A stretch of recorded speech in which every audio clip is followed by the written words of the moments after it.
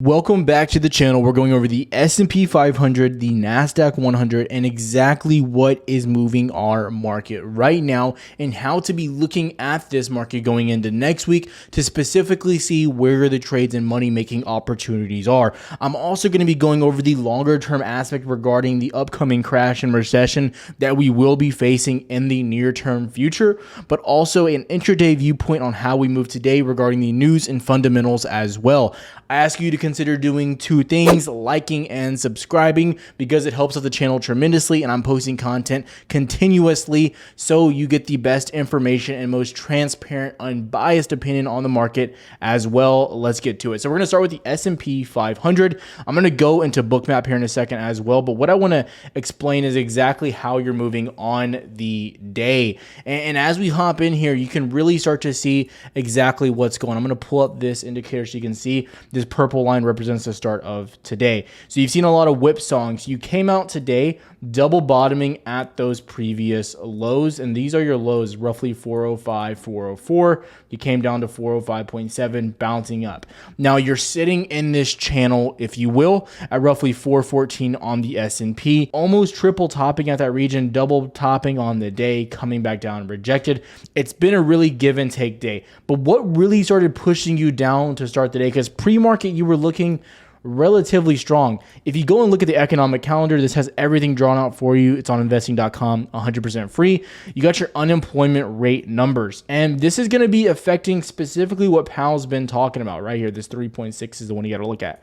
So this came out higher than expected. We projected a 3.5. You want this number to be as low as possible for good. And so it came out a little bit higher. Unemployment rose slightly. Now, any type of numbers, any type of data coming out that is contrary to what Powell believes, whether inflation is increasing, unemployment is increasing, things like that. Now, normally it would slightly affect the market, maybe for a few hours, maybe, and then it would kind of stale off, because it's not that that's going to bring the whole market down. However, right now our market is built upon straw, it seems, as we are trading it and approaching this market. You can see we're continuously getting hit down further. So whenever you get any negative news that is not helping you in regard to how they're raising rates and any type of positivity, in my opinion, it's going to hit you tenfold compared to before. So going into the day, you dipped, you came back up, came back, double top, push down. What's going on here? What to expect going into next week? Now, next week, we're going to get that CPI data, more inflation numbers, consumer spending, things like that. Consumer credit was also released today, another 52 billion increase.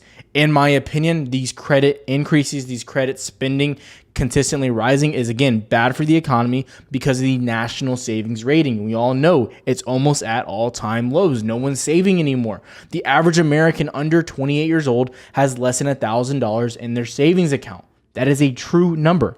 So as we look at this, what's going on here? You're trending in this zone, and I kind of said that I didn't suspect you would get a test or even close to these numbers down here back at 405 before some data was released. Now, I wasn't aware that employment numbers came out this morning, but once you got those numbers, you can see it shot you straight back down from 414 all the way to 405 in literally a matter of 20 minutes. Now, coming into next week, CPI data. If we get poor numbers from that, guess what's going to happen?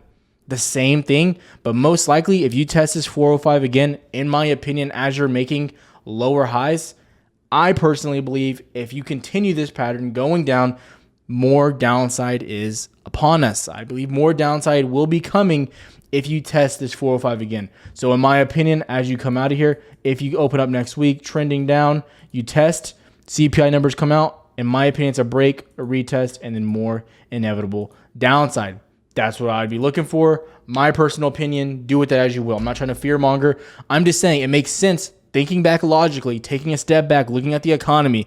If we get more negative data, which is already being said that it's not going to be that negative, even though it keeps coming out worse and worse from our leaders, they keep saying it's not that bad, it's not that bad. And then as we get more data, it's worse and worse. In my opinion, you're going to see more selling off on the economy like you're seeing right now. Just for example, looking at some of the bigger plays, Amazon, how has this performed today? Past few days, look how it's performed basically since earnings. You had a nice little bounce back up, but you gone from 2,500 down to roughly 23, 22.5. Something like Tesla. Now, Tesla's a little sketchy, if you will, based on what Elon's doing with his shares for Twitter, but you're still down roughly from 950 down to 860, lows around 840 roughly. Apple, one of the big hits on the day, you continue to get pushed down. So all these big names are also getting hurt. Where I want to put a lot of the emphasis on this video and a lot of the TA that I'm looking at and really taking into regards is tech, and that comes back to the Nasdaq. And the Nasdaq is sitting at that monthly open. This monthly opened up on May 1st, obviously, and as of now, you keep getting rejected at that region around 12.9. It was 13 before, but you can see we went straight through that on the previous day as well. So I'm looking at this region, and you've already broke your lows. You've already broke those lows from March, February, the new ones you made recently. You've broke those once again. This is your low right here. You have broken it. You continue to break it. You don't respect it, and now you're retesting it at the end of the day. In my opinion, this looks terrible, and that's what's rolling over into Tesla, into Amazon, into Nvidia, your semiconductors, everything like that.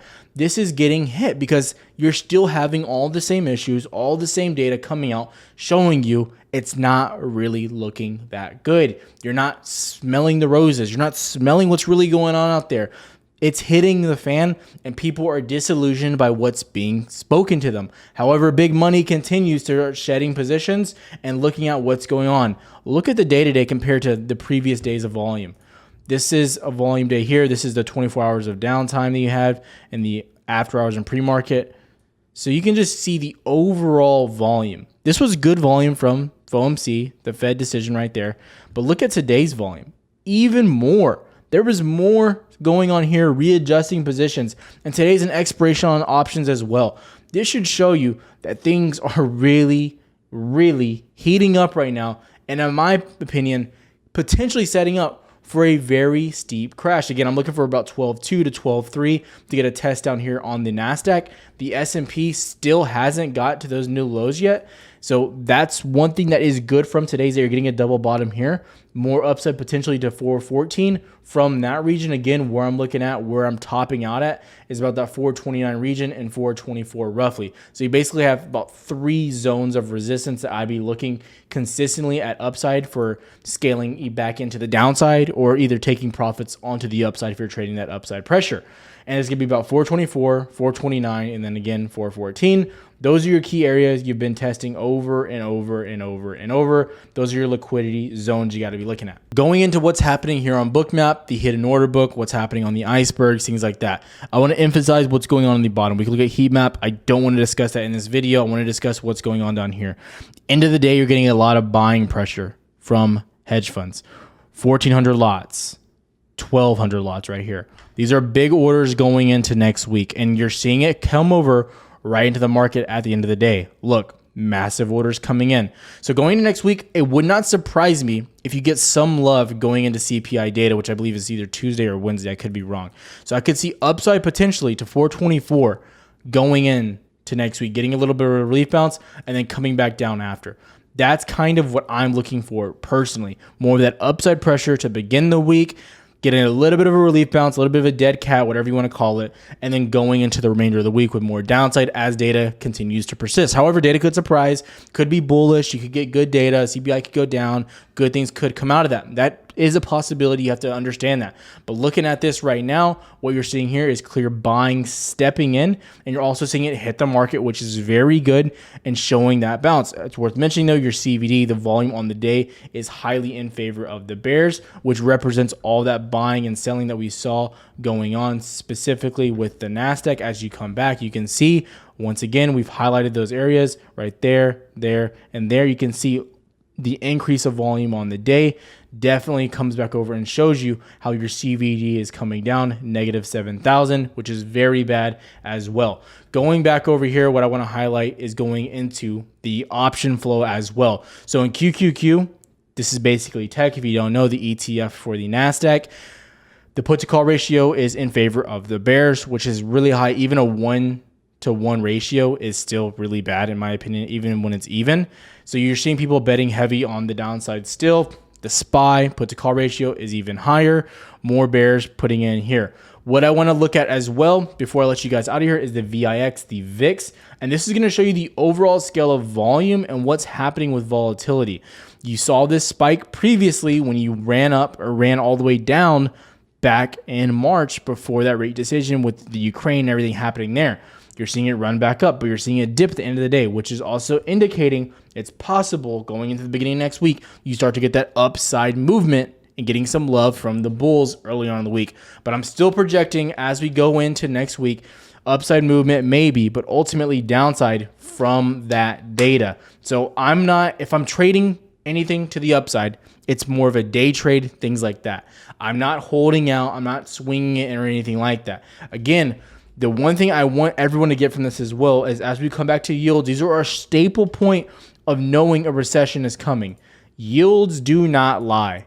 You are bull flagging, you are sitting in this range, you are bearish. The 10-year yield continues to rise, and it will continue to rise, reaching new highs on the day once again, almost surpassing 2018 highs, and you are getting dangerously close to the 2008 levels, which would signal a major